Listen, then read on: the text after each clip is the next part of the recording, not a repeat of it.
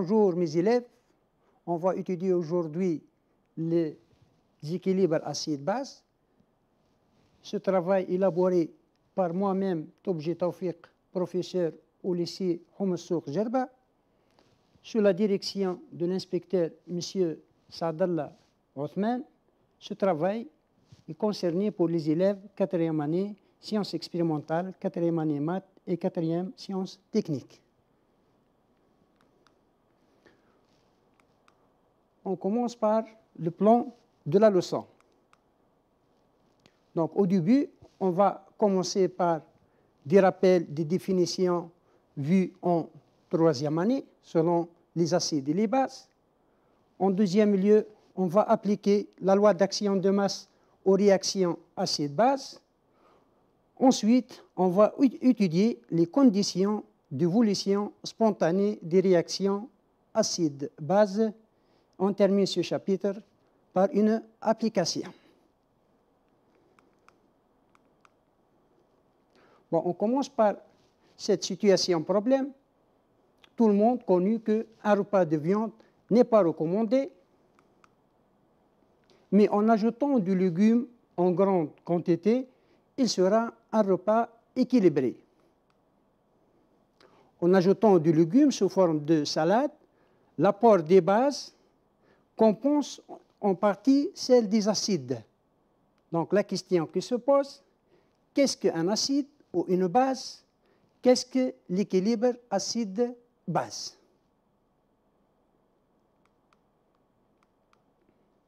Donc on a vu en 3e année des définitions selon Bronsted.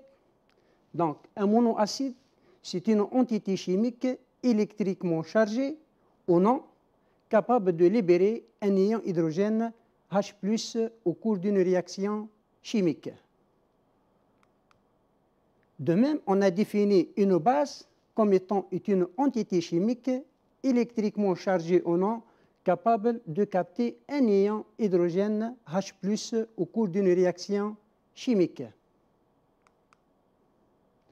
On a défini aussi un couple acide-base.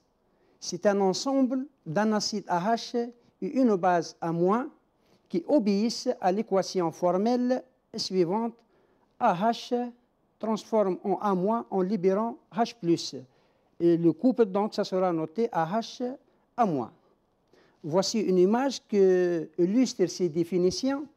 Quand vous voyez donc un acide peut donc libérer son ion hydrogène H+, et la base, donc, c'est l'espèce qui va capter donc un ion H+.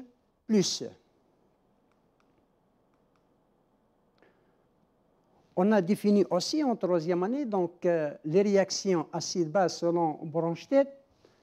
Donc, c'est une réaction chimique au cours de laquelle il y a un transfert d'un ion hydrogène H+. Elle fait intervenir deux couples acide-base et elle se produit entre l'acide de l'un de deux couples et la base de l'autre couple. Donc cette image illustre donc cette réaction acide-base. Donc l'acide du premier couple libère son H+ et la base de la deuxième couple va gagner H+. C'est-à-dire donc au cours de cette transformation, donc l'acide du premier couple donc perd son H+ et la base du deuxième couple elle gagne donc H+. Voici quelques exemples donc, de couples acide-base, leur équation formelle. Donc HCl, Cl-, donc HCl c'est la forme acide, Cl-, donc sa base conjuguée. Donc l'équation formelle donc, entre la forme acide et la forme basique, donc HCl donne Cl- plus H+. Voici un autre couple acide-base. L'acide méthanoïque et l'ion méthanoate donc, sont reliés par cette équation formelle. Donc, HCOH se transforme en HCO- plus H+. Voici un troisième exemple. HSO4-, SO4-. Donc, la forme acide et la forme basique sont reliées par cette équation formelle. Donc, HSO4- se transforme en SO4- plus H+. Voici des exemples des réactions acide-base. Donc, j'ai pris dans cet exemple l'acide de premier couple peut réagir avec la base conjuguée du deuxième couple. Bien sûr, l'acide va libérer son H+, et la base du deuxième couple va gagner H+. Donc, on obtient comme deux produits Cl- plus HCOOH. Un autre exemple, dans le deuxième exemple, donc, je prends l'acide du troisième couple, HSO4-, réagit avec la base du deuxième couple pour se transformer en SO4-, c'est-à-dire donc la base conjuguée du troisième couple est HCOH, l'acide méthanoïque. Donc, ça sera donc l'acide du deuxième couple. Donc, dans ce paragraphe, on va appliquer la loi d'action de masse aux réactions acide-base. Donc, on commence par l'ionisation propre de l'eau pure. Donc, ce paragraphe, on va commencer par une activité. Donc, je vous demande aux élèves d'écrire l'équation de la réaction d'ionisation propre de l'eau et donner les couples acide-base qui interviennent. Que peut-on dire du rôle joué par l'eau dans cette réaction? Et finalement, je demande d'écrire l'expression de la fonction de concentration pi relative à cette réaction et d'écrire la loi d'action de masse relative à cette réaction. Voici une petite discussion entre deux élèves. L'un des élèves croit que l'eau est un acide et le deuxième, donc, il lui dit non, l'eau est une base. Qui a raison?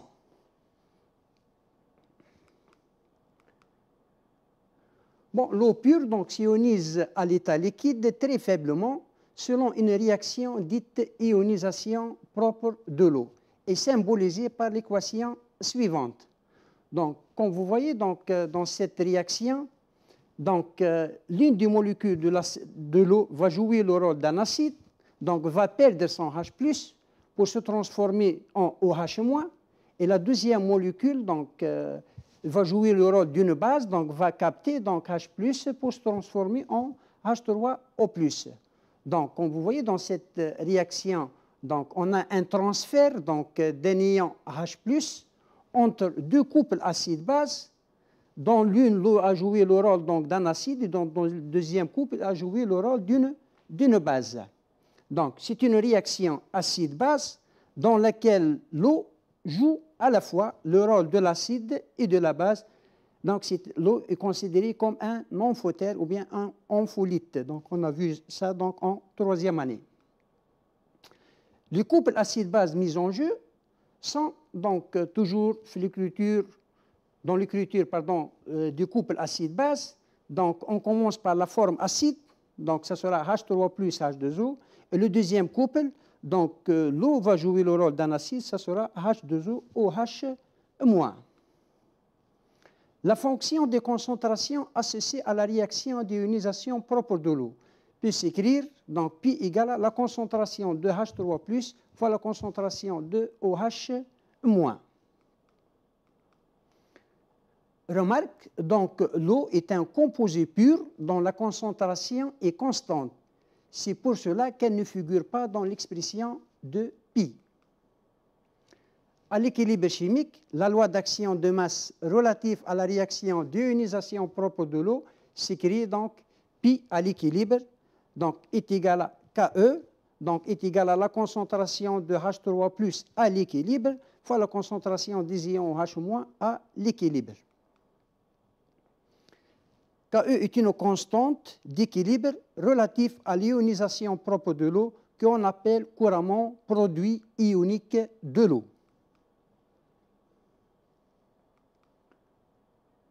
Généralisation, soit une réaction acide-base faisant intervenir les deux couples acide-base, A1H, A1- et A2H, A2-. D'équation, donc l'acide de premier couple, A1H, réagit avec la base du deuxième couple, A2-. Donc A1H va libérer son H+, donc, et la base A2- du deuxième couple va capter donc H+. Donc, comme vous voyez, là, donc, on a une réaction acide-base, donc, au cours de laquelle donc, on a un transfert d'un ion H+, entre deux couples acide-base. Donc, je vous demande donc d'écrire la fonction de concentration relative à cette réaction et d'écrire la loi d'action de masse relative à cette réaction. Donc, pour écrire la fonction de concentration relative à cette réaction, donc, la fonction de concentration associée à cette réaction, donc, s'écrit, donc, tout simplement, pi égale la concentration de A1- fois la concentration de A2H sur la concentration de 1H fois la concentration de A2-. La deuxième question, donc, la loi d'action de masse relative à cette réaction, c'est-à-dire à l'équilibre dynamique, la loi d'action de masse relative à cette réaction s'écrit, donc, pi à l'équilibre est égal à K, donc est égal à A1 à l'équilibre fois la concentration de A2H à l'équilibre sur la concentration de 1H à l'équilibre fois A2- à l'équilibre. Bien sûr, K est la constante d'équilibre de la réaction étoile qui ne dépend que de la température. Remarque, si la réaction acide-base se produit dans un milieu aqueux et que l'eau figure dans l'équation étoile, alors on travaillerait donc cette année avec des solutions suffisamment diluées pour que la concentration du solvant resterait constante et ne figure pas dans l'expression de pi. Bon, je vous demande donc de répondre aux questions suivantes. Donc, soit les réactions acide-base d'équation HCl plus NH3, donc donne Cl- plus NH4+. On va noter étoile donc cette réaction. La deuxième réaction, donc HClO plus l'ammoniac, aboutit à la formation de ClO- plus l'ion ammonium, NH4+. On va noter cette réaction par 2 étoiles. Je vous demande d'écrire la fonction de concentration associée à chaque réaction, étoile et 10 étoiles. Deuxièmement, écrire la loi d'action de masse relative à chaque réaction. Troisièmement, sachant que les constantes d'équilibre K1 et K2 des réactions étoiles et des étoiles valent respectivement 2 × 10⁻XVI et 57, que peut-on dire de chaque réaction?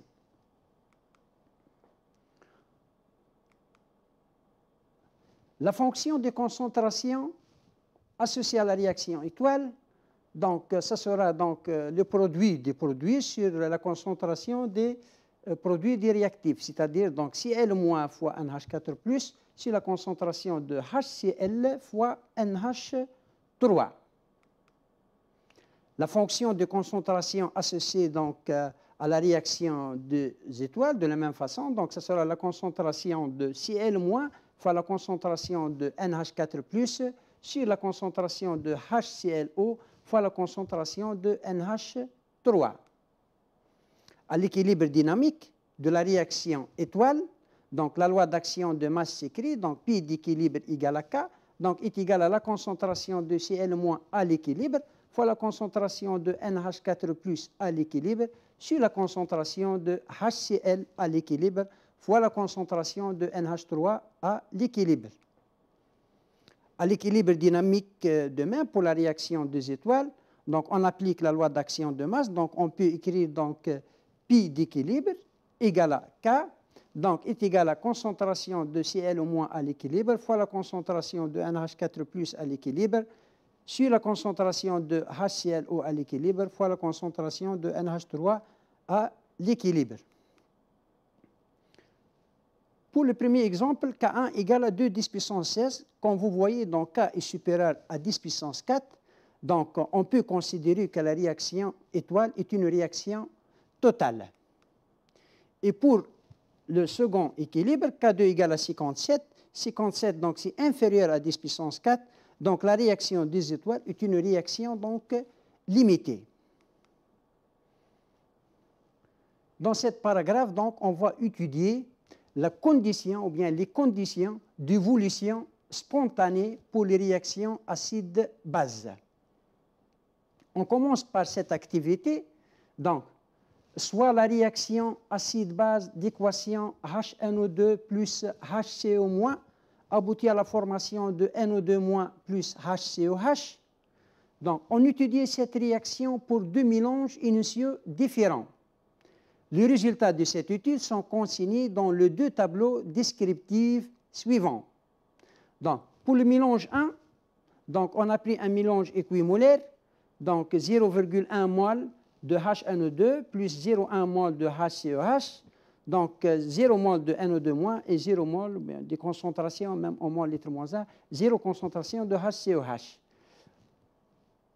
Le système va évoluer, donc jusqu'à aboutir à un état d'équilibre, donc tel que l'état final, on aura donc l'avancement final YF, la concentration de HNO2 c'est 3,75 10-2, de même pour HCO-, et donc NO2-, donc c'est Y final, 6,25 10-2, et HCOH, donc égal à Y final, égal à 6,25 10-2. Pour le mélange 2, donc on a mis les quatre constituants avec des concentrations différentes. Donc 0,1 pour HNO2, HCO- 0,2 mol litre moins 1, NO2- donc 0,5 mol litre moins 1 et HCOH donc 0,6 mol litre moins 1. Le système aboutit donc à une composition finale, comme vous voyez, donc 0,214 pour HNO2, 0,314 pour HCO-, 0,386 mol litre moins 1 pour NO2- et 0,486 mol litre moins 1 pour HCOH. Donc, je vous demande de déterminer la valeur de la fonction de concentration pi initiale relative à cette réaction pour chaque mélange. Ensuite, déterminer la valeur de la constante d'équilibre K pour chaque mélange. Et que peut-on conclure?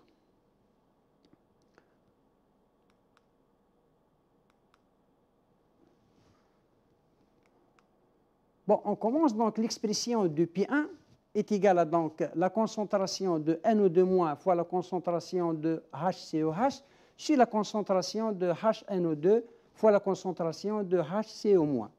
Bon, tant que donc, le produit, leur concentration initiale égale à 0, donc on aura une valeur de pi est égale à 0.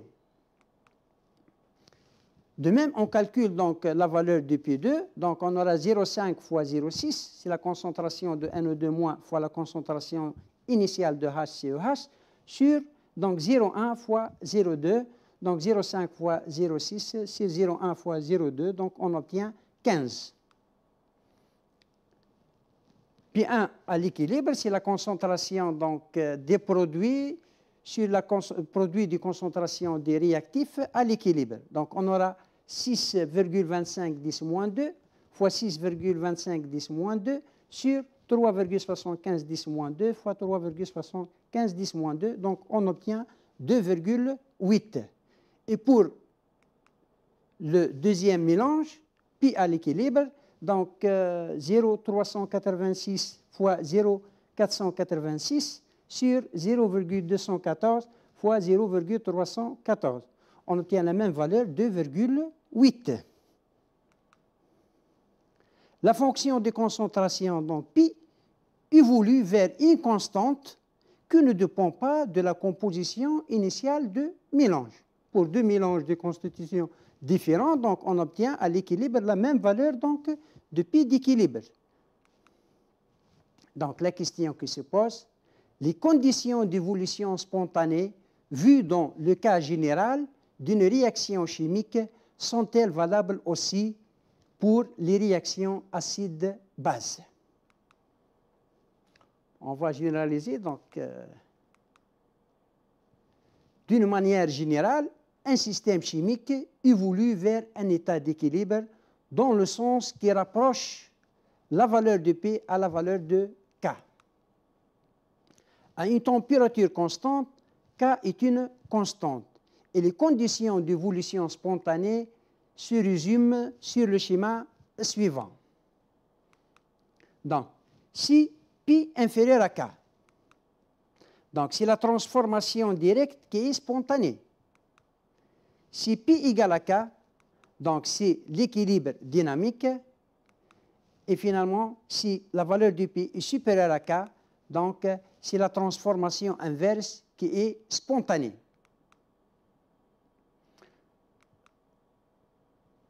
Troisièmement, donc, on va réaliser cette application sous forme d'une activité.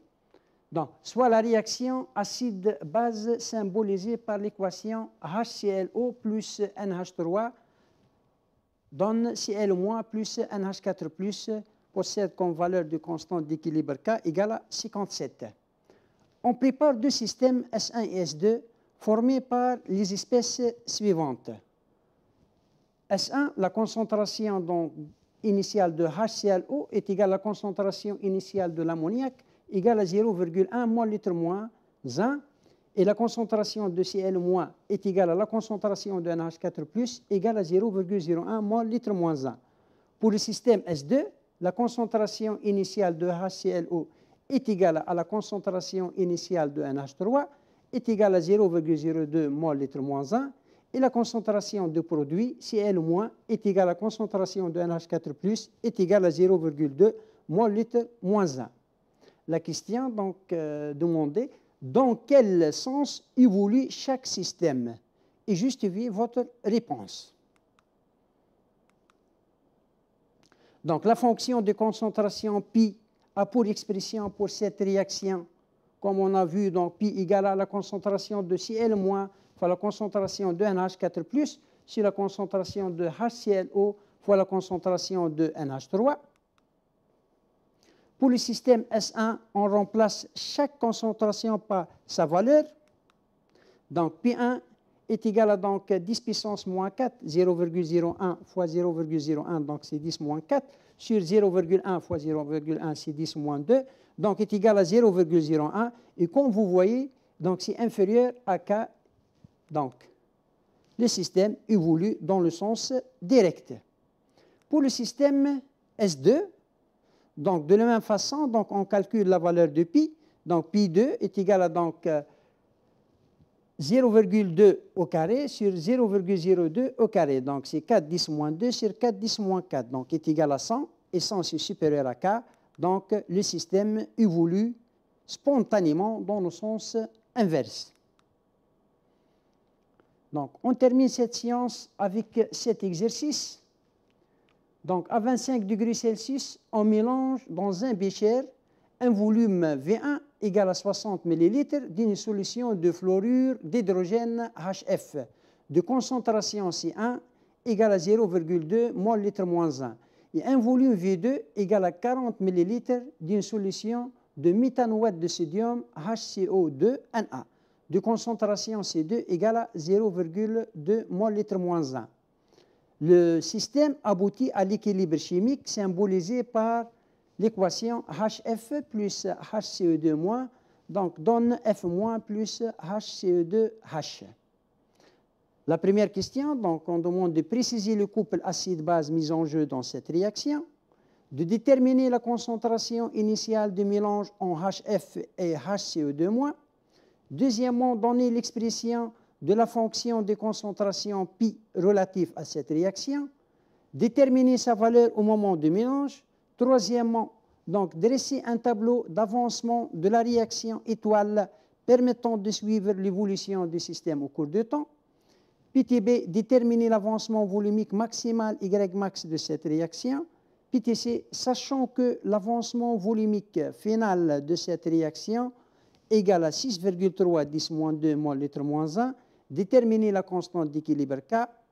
Quatrièmement, on ajoute au système à l'équilibre sans changement de volume 0,03 mol de HF, déterminer le sens d'évolution spontanée du système et calculer la nouvelle valeur de l'avancement volumique Y. On passe au corrigé. Donc, voici l'équation de la réaction. Donc, la première question, c'était préciser le couple acide-base mis en jeu dans cette réaction.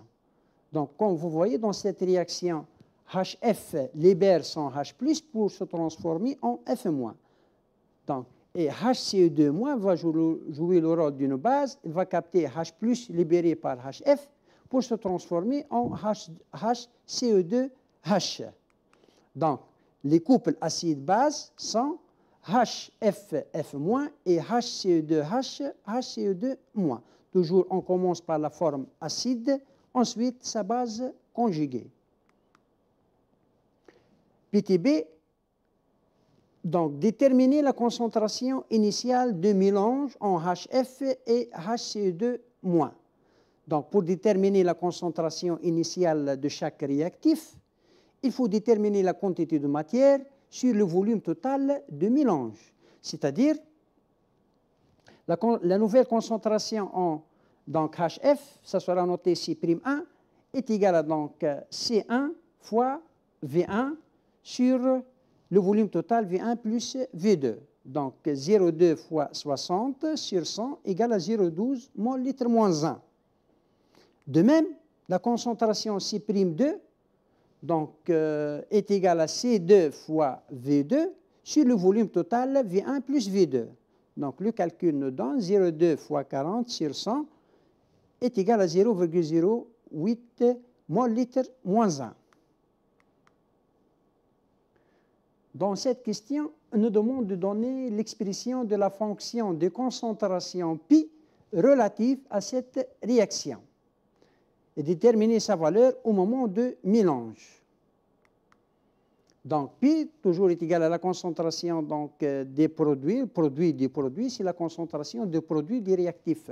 Donc, est égal à F-, la concentration de F-, fois la concentration de HCE2H sur la concentration de HF fois la concentration de HCE2-. Sa valeur, donc, tant qu'on n'a pas de produit initialement, donc ça sera 0 sur 0,12 fois 0,08, donc est égal à 0. Et le système donc, va évoluer spontanément dans le sens direct. Troisièmement, dresser un tableau d'avancement de la réaction étoile permettant de suivre l'évolution du système au cours de temps. Bon, pour dresser un tableau,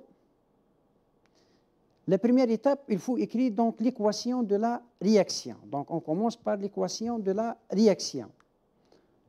Ensuite, voici donc l'équation HF plus HCE2- donc nous donne F- plus HCE2H. Il faut donner les états des systèmes. On commence par l'état initial. Qu'est-ce qu'on a mélangé initialement? L'avancement volumique. Donc, la réaction n'a pas marché donc, à l'état initial, donc l'avancement volumique égal à 0. Et la concentration de chaque constituant de mélange en mol litre moins 1, l'unité, donc il faut noter, n'oublie pas donc, de donner l'unité. Vu donc dans les tableaux, on peut mettre même des valeurs. Donc, il faut avoir l'unité de ces valeurs.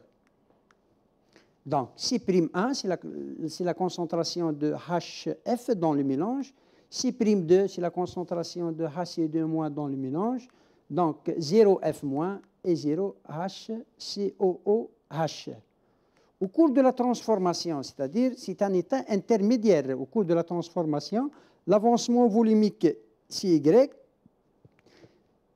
donc la concentration de HF, donc C'1- Y, la concentration en HCE2- C'2- Y, la concentration de F- CY et la concentration de HCE2H CY. Finalement, donc l'état final, l'avancement volumique CYF, donc la concentration de HF, ça sera C'1- YF, la concentration en HCE2- C'2- YF, la concentration de F- CYF et la concentration de HCE2H, donc c'est YF. La question suivante, déterminer l'avancement volumique maximal Ymax de la réaction. Donc, pour déterminer Ymax, il faut déterminer le réactif limitant. Donc, on aura deux équations, soit C'1- Ymax égale à 0 ou C'2- Ymax M2 égale à 0. Bon, on remplace par les valeurs numériques. Donc, 0,12 Ymax 1 égale à 0 ou 0,08 Ymax 2 égale à 0. Donc, c'est-à-dire donc Ymax 1 égale à 0,12 mol litre moins 1 ou Ymax 2 égale à 0,08 mol litre moins 1. Bien sûr, Ymax est égal à l'inf de y max 1, la valeur inférieure de y max 1 et y max 2.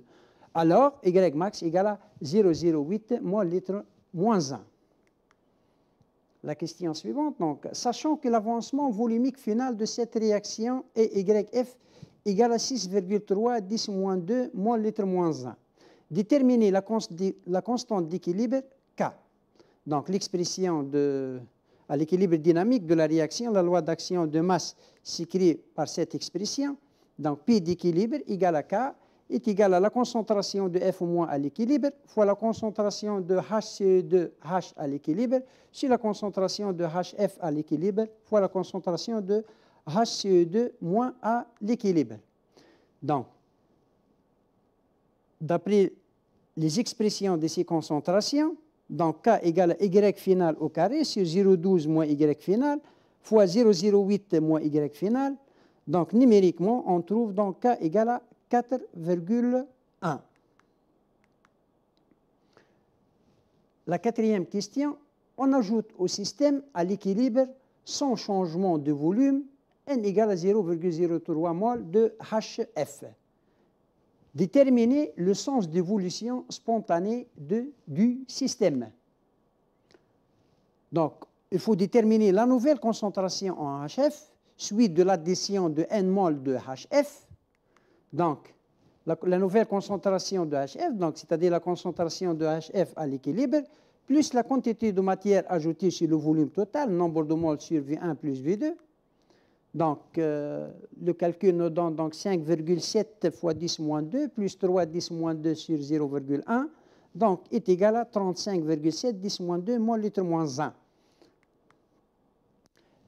On calcule la fonction de concentration pi. Donc, pi égale à F- fois la concentration de HCO2H sur la concentration de HF fois HCO2-. Donc, le calcul nous donne, donc, pi égale à 6,3 10-2 fois 6,3 10-2 sur 35,7 10-2 fois 1,7 10-2. Donc, est égal à 0,65. Donc, comme vous voyez, pi il est inférieur à K. Donc, le système évolue dans le sens direct. Calculer la nouvelle valeur de l'avancement volumique Y'F. Donc, il faut faire un petit tableau réduit donc, de l'avancement volumique afin de mettre les différentes concentrations des différentes espèces figurant dans la réaction. Donc, l'équation de la réaction, donc HF plus HCE2- donne F- plus HCE2H. Donc, on commence par un état de départ. Voici les concentrations. Donc, on a 35,7 10-2 mol litre moins 1. HCE2- c'est 1,7 10-2 mol litre moins 1. F- 6,3 10-2 mol litre moins 1. Et HCE2H égale donc sa concentration 6,3 10-2 mol litre moins 1. L'état final, donc on trouve donc 35,7 10-2. On a vu que le système va évoluer dans le sens direct. Donc la concentration dans l'état final de HF est égale à 35,7 10-2 moins Y'F. La concentration en HCE2- c'est 1,7 10-2 moins Y'F. Et la concentration de F-, donc on ajoute l'avancement volumique Y'F, c'est-à-dire 6,3 10-2 plus Y'F. Et la concentration en HCE2H égale donc 6,3 10-2 plus Y'F. Bon, on applique la loi d'action de masse pour cet équilibre. Donc, pi d'équilibre égale à K est égal à la concentration de F- fois la concentration de HCE2H sur la concentration de HF fois la concentration de HCE2-, toutes les espèces bien sûr pris à l'équilibre. Donc, on aura donc K égale à 6,3 10-2 plus Y'F au carré sur donc 35,7 10-2 moins Y'F fois 1,7 10-2 moins Y'F. Et la valeur de K, donc c'est déjà calculé, c'est 4,1. Donc, comme vous voyez, on va aboutir à une équation de second degré Donc 3,1 y'f au carré moins 165,94 10 moins 2 yf plus 209,139 10 moins 4 égale à 0. Donc il faut résoudre cette équation de second degré. Donc il faut calculer le discriminant delta. Donc on trouve delta égal à 2,49. Donc delta positif, c'est-à-dire on a donc deux racines, deux solutions pour cette équation. Donc y'F1 égale à 1,29 10 moins 2 moins litre moins 1 et y'F2 est égal à 52 10 moins 2 moins litre moins 1. Mais comme vous voyez, donc y'F2 est supérieur à Y max, supérieur à 1,7 10 moins 2. Donc à rejeter, donc à ne pas accepter donc, chimiquement cet résultat, donc on peut conclure que donc Y'F est égal à 1,29 10 moins 2 mol litre moins 1. Merci pour votre attention, bon courage et bonne réussite.